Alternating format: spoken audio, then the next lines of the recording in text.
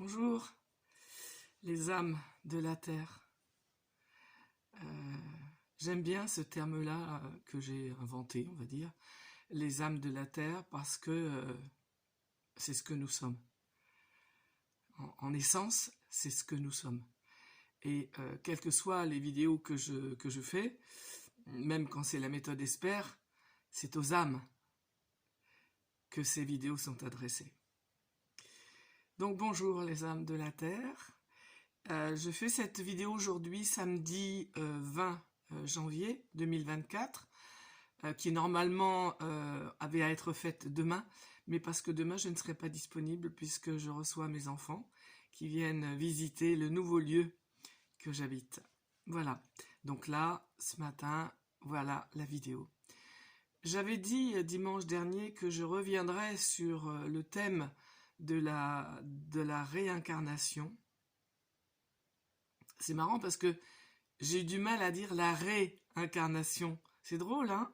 Parce que je m'écoute en même temps et en fait, j'avais envie de dire l'incarnation, quoi. Parce que c'est vrai au final, vous voyez, là j'invente, hein, d'accord?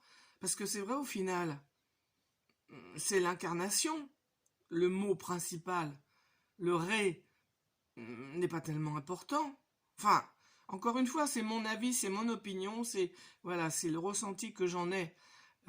Donc, ré ou pas ré, ce qui est important, c'est l'incarnation qui est là, la conscience qui est là, investissant à la fois le corps, l'ego, le mental, et puis permettant justement cette incarnation, permettant la conscience d'une conscience supérieure, englobante, donnant la présence à ce qui est vécu ici, dans cette incarnation. Ça, c'est important. Qu'est-ce que j'en fais au quotidien de ma vie? Qu'est-ce que j'en fais au jour le jour de cette incarnation-là? Est-ce que c'est vraiment nécessaire d'être au courant de ce qui est de l'ordre de la réincarnation? Oui, c'est possible de pouvoir le faire. J'ai moi-même, comme je l'ai dit déjà, vécu des anamnèses. Oui. Et c'est pas Linda qui a vécu des anamnèses, parce que Linda, elle est là aujourd'hui. J'en sais rien, moi, si elle est ailleurs. On nous parle de multidimensionnalité. Oui, peut-être, je sais pas. Oui, peut-être. J'ai eu des expériences aussi ici, dans cette vie-ci, de lieux ailleurs où j'étais. Où était l'esprit. Pas forcément Linda, mais l'esprit. J'ai eu tout ça. De la même façon que je ne suis pas contre l'idée, le concept de réincarnation. Comment pourrais-je être contre, puisqu'il a été vécu des anamnèses, des vécus concrets de moments de vie où, non pas Linda, non, pas Linda dans celle-ci. Je dis ça parce que il y a eu des expériences qui ont été vécues par moi, Linda, où j'étais ailleurs que là. Et c'était Linda. D'accord? Les anamnèses dont je parle là maintenant, ce sont des expériences où l'âme, on va dire ça comme ça, l'âme a vécu aujourd'hui, enfin pendant les anamnèses, a vécu des épisodes où un autre corps était présent. Voilà, je pense que là, c'est clair. Mais oui, bien sûr. Et même j'étais étonnée parce que quand j'ai démarré ce chemin spirituel de Swamiji Prajnampad qui s'appelle l'Advaita Vedanta, le chemin vers le non d'eux, bien sûr que j'avais déjà lu des livres d'Arnaud Desjardins, mais je n'avais pas pratiqué. La méditation, j'arrivais pas. Toute seule, j'y arrivais pas. J'ai été dans cet ashram aussi pour apprendre la méditation. Je savais pas. Et d'autant plus le reste. Je savais pas ce que c'était qu'une anamnèse. Bien sûr, je lisais des livres, mais je comprenais pas trop ce que je disais. Ce qu'il y a, c'est que moi, je continue à lire. Même si je ne comprends pas le langage, lorsque j'ai abordé tout ce qui est domaine, on va dire, métaphysique, cosmique, même scientifique, les acides aminés, les cellules, tout ça, j'y connaissais rien. Mais je continue à lire, je continue à écouter. Et à un moment donné, la mayonnaise prend un petit peu, puis après, pof, ça se liquéfie, et puis ça reprend. Enfin voilà, c'est tout un processus qui fait que quand j'ai démarré la première anamnèse, et bien sûr que je m'en souviens, ça a été celle de base qui a déterminé tout mon chemin, celle où j'ai revécu. Alors quand je dis j'ai, c'est pas moi bien sûr, c'est on va dire l'âme qui était là, je sais pas comment nommer ça. En tout cas, c'était une femme, une jeune femme, je crois que j'en ai déjà parlé, il me semble, mais peu importe. C'était une jeune femme qui dansait toute nue dans la forêt, dans une clairière, et qui était inondée de soleil, et qui avait simplement un collier de fleurs, une couronne de fleurs qu'elle avait fabriquée, certainement. Et Linda qui était là, qui était tout... Quand on fait une anamnèse, on est complètement là. Il n'y a personne qui vous guide et qui vous parle. On est là, quoi. On est présent. On peut tout arrêter tout de suite. Il n'y a aucune prise d'aucune drogue, quelle qu'elle soit. C'est une revivance d'un souvenir très très très très ancien qu'on peut même pas dater. Enfin, moi j'ai l'impression que là, ce qui a été vécu, c'est vraiment très très très très ancien, hein. Et donc, et là, à ce moment-là, elle dansait, elle était heureuse comme tout, elle chantait, et je me suis laissé, moi, chanter et danser et être elle. Et effectivement, elle était en lien direct avec le divin. Elle regardait la lumière du soleil, elle dansait, elle était heureuse. Et après, moi, ce que j'ai dit pendant que j'étais elle, et que je me voyais aussi être elle, c'est un peu schizo, hein. C'est pour ça que quand on fait ce travail-là, il est important d'avoir un ego solide et un mental solide pour pas partir dans des trucs complètement dingues, hein. Et donc, pendant que j'étais elle qui dansait, qui chantait, qui était vraiment habitée par Dieu, on va appeler ça de ce nom-là, par la source, eh bien, pendant ce temps-là, moi, qui étais elle, j'ai dit, plus jamais je ne t'oublierai. Et ça, c'est moi qui le disais pendant que je voyais elle, qui était tellement heureuse de ce ressenti. Et c'est ce qui a déterminé mon chemin. Et j'avais 40 ans. Ça fait donc 33 ans. Et ça a été ma ligne de vie. Ça a été le point central de ma vie. Donc, bien sûr que je crois à la réincarnation. Mais est-ce que c'est, comment dire, est-ce que c'est obligatoire de croire qu'on se réincarne? Est-ce que c'est obligatoire d'être persuadé que oui, je me réincarne? Et est-ce que est-ce que c'est pas ça qui est de l'ordre de la croyance? Et la croyance fait vivre l'expérience qui alimente la croyance. Je répète, la croyance fait vivre, fait exister l'expérience, d'accord? Si je crois que je suis nul et que c'est à cause de ça que jamais j'intéresserai un homme, j'invente, hein. Mais si je crois que je suis nul, bah forcément, cette croyance que j'ai habite toutes mes cellules. Et effectivement, je vais peut-être rencontrer un homme à un moment donné, je ne l'intéresserai pas. Et je me dirais, bah oui, j'ai bien raison de croire à ça, parce que c'est la vérité. Donc, la croyance amène l'expérience et l'alimente. Donc, moi, j'ai pas envie de croire en la rien. Enfin, comment dire? J'ai pas envie de m'accrocher à ce truc-là. Parce que je me demande, moi, personnellement, si c'est pas ce que j'ai fait pendant des années et des années, et qui a peut-être fait les réincarnations continuelles, que j'ai pas forcément envie de perpétuer. Non, je ne sais pas ce qui sera décidé ici lorsque Linda sera plus là, lorsque le corps physique ne sera plus là. J'en sais rien. Je n'en suis pas là.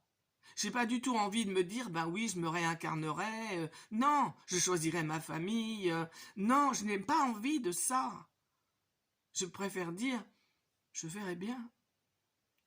Qu'est-ce que je fais aujourd'hui dans ce corps-là, dans cette présence-là, pour faire que, peut-être, je choisirai. J'en sais rien.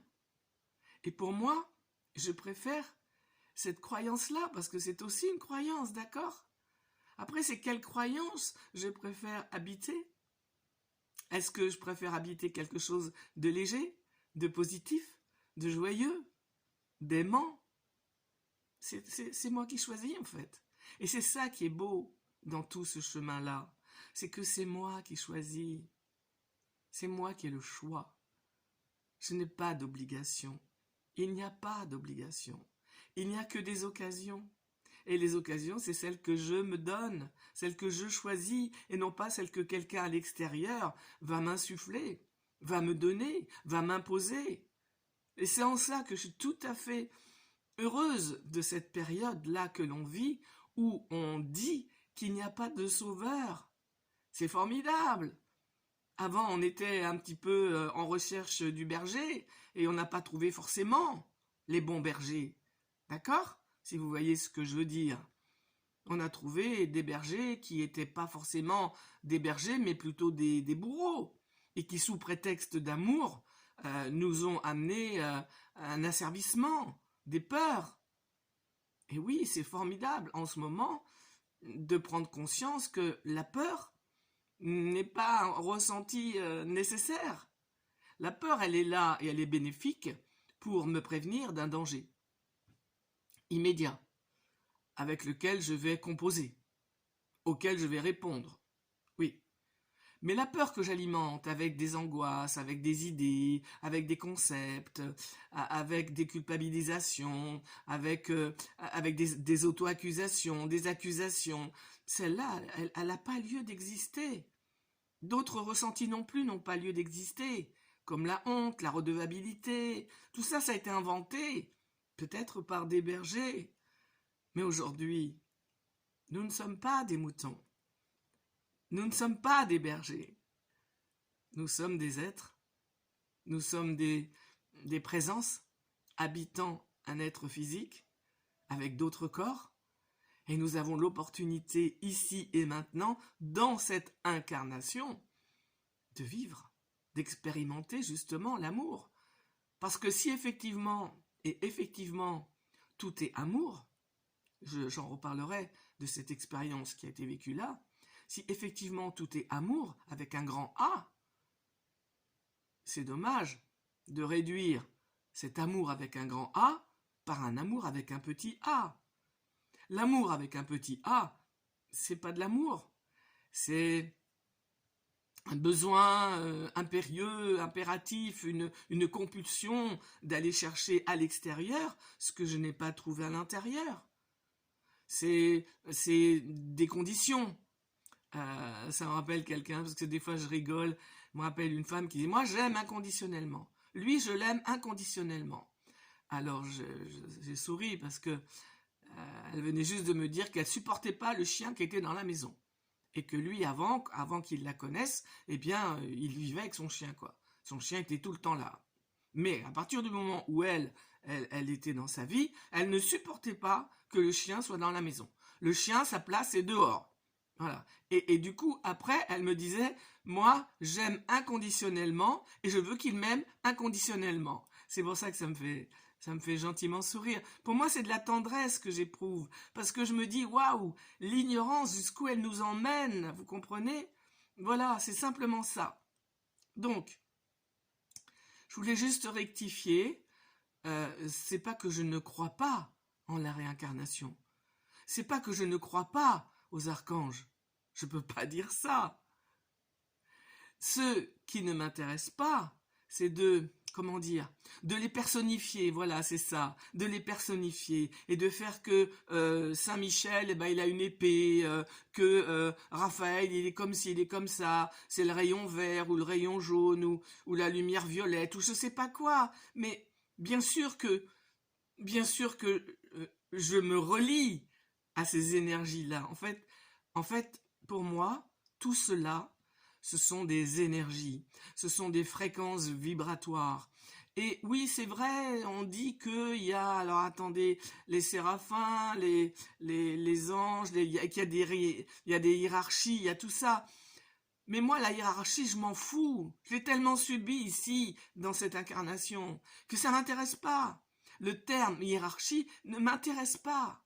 Parce que pour moi, alors, si je suis le divin, si je suis la source, où elle est la hiérarchie? que je puisse, en tant que source, me fractaliser dans des énergies vibratoires très très hautes. Mais ouais, mais c'est moi avec un grand M. Pourquoi je vais, avec le petit M, me casser la tête à mettre encore des divisions, des subdivisions? J'ai pas envie. Pour moi, ce qui parle ici, ben c'est le grand, c'est le 1. Voilà, c'est tout. Donc c'est pour vous dire que c'est pas que je ne crois pas à tout ça, c'est que je ne crois pas à la façon dont c'est amené. Voilà. Combien ça fait là? Je vais mettre mes lunettes. Voilà, je suis assez contente parce que du coup j'ai rectifié les choses, hein, en ce qui me concerne et par rapport au fait que vous regardez ces vidéos, et c'est important.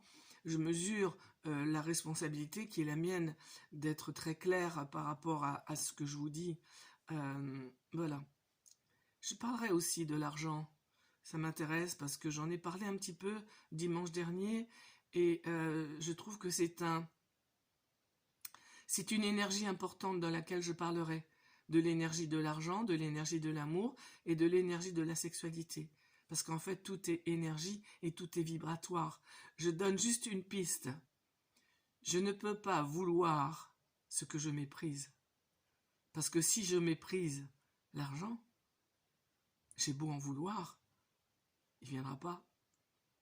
Si je méprise l'homme, ce qui était mon cas, hein, j'ai beaucoup longtemps méprisé l'homme, ben je ne m'attirerai pas l'homme que j'ai envie de m'attirer. Ben, mais je reviendrai là-dessus. Donc, puisque c'est la vidéo spirituelle, je ne dérogerai pas au choix qui est le mien et que j'aime, de faire cette petite présence à soi-même. Je la mettrai aujourd'hui, je la mettrai pas demain, puisqu'elle est faite aujourd'hui. Hein. Ah, je suis contente. Je suis contente d'avoir fait cette précision-là. C'est bon.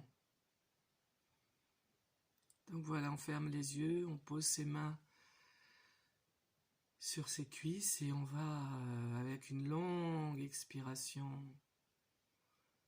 En fait, c'est la même que quand on meurt, la dernière expiration.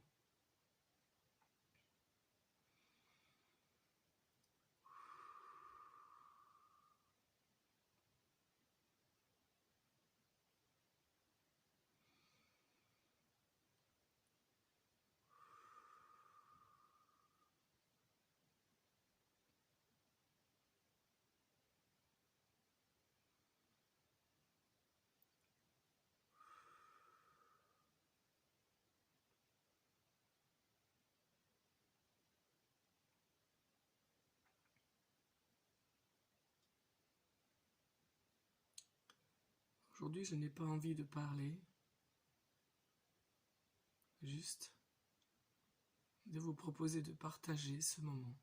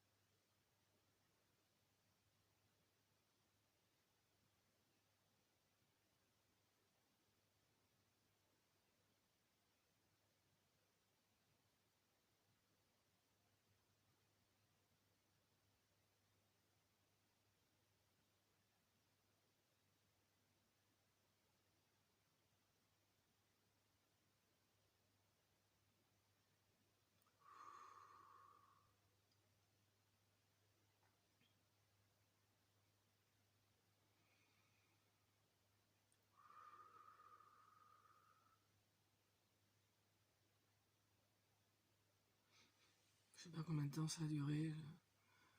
Parce que quand c'est comme ça, j'ai pas du tout j'ai pas du tout la notion du temps qui passe. En fait, pendant cette présence à soi-même, qu'on peut aussi appeler une méditation, si on veut, il s'agit de se poser sur la respiration, c'est très important, et d'être totalement éveillé, j'allais dire éveillé, pour ne pas s'endormir, pour être totalement présent, et le but, c'est surtout d'étendre le corps. Donc par la respiration, on va conscientiser l'état de chaque partie du corps, les yeux, la tempe, les tempes, le front, le nez, les épaules, le dos, le cou, le ventre, la poitrine, enfin chaque partie du corps, une à une, mais pas forcément en les nommant, celle qui vient en fait. Hein. Et le but c'est de sentir que c'est détendu. Et de détendre, de détendre, de détendre. Voilà. Bon, ben je vais arrêter là. Je vous souhaite un bon samedi, puisqu'on est samedi. Et je vous dis à mercredi. Au revoir. Plein de soleil pour vous.